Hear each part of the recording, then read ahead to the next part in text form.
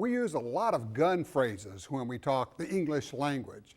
You know, we have flash in the pan, keep your powder dry. And Rob, we have lock, stock, and barrel, and the M1A is a great example of where that came from.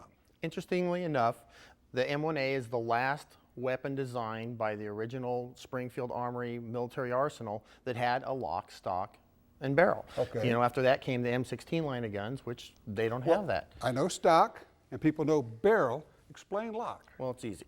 Let's take the magazine out of this sucker, put it down. The lock mechanism is effectively the trigger mechanism. Okay. Okay. Because locksmiths were the ones that originally designed these back in the old days. That's correct. It was all very detailed work. Everyone was handmade, so the terminology stuck. There's your lock. Okay.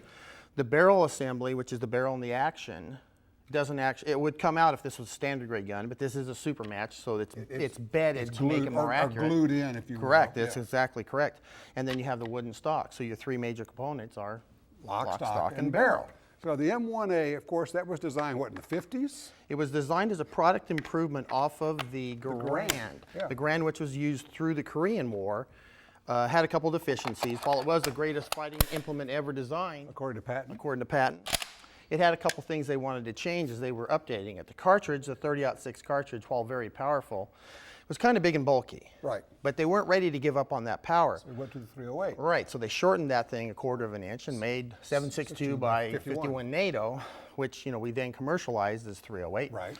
And they made the gun a little bit shorter. Instead of the length of the Garand, they shortened it up, and they wanted a flash suppressor. And the box magazine was the big deal. The big deal was to get the box magazine and make the gun a little bit lighter. Okay.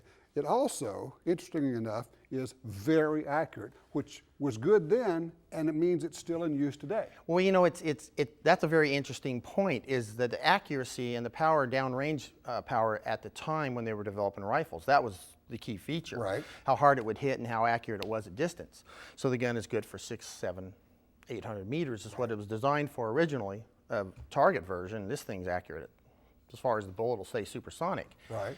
The smaller calibers that came after that weren't the same, and there's still a use for that today. And the DMR program that the military uses, where they want faster than a bolt action to shoot, they want a semi-auto, they still use M14s, which is the original version, Military version of this. of the M1A. There's no reason, no wonder that people love this rifle. It's fun to shoot. It's a piece of history. Yep. You can do serious long-range shooting with it, and it shoots a big bullet, and that's always fun. It's everything. It's got it all. It's traditional, it's accurate, it's modern, still effective today.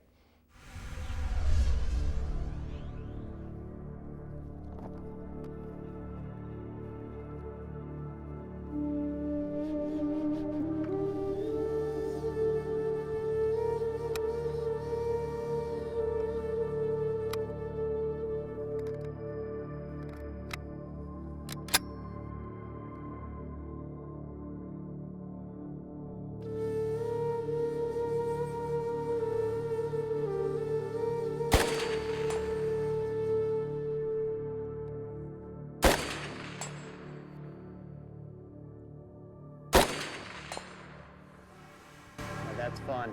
An old gun, but we're still digging steel way out there at distance. You know, it's fun to get these old guns and shoot with them, and shoot them with iron sights. This one is a peep sight. A little tip for you when you're shooting peep sights.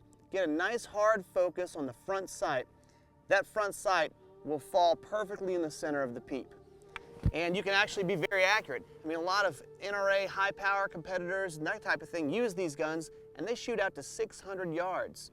So check out one of these guns. It's kind of a blast from the past, but they're fun to go out and shoot. Get a little taste of what your dad or your grandpa used to shoot with, and you can shoot some long targets.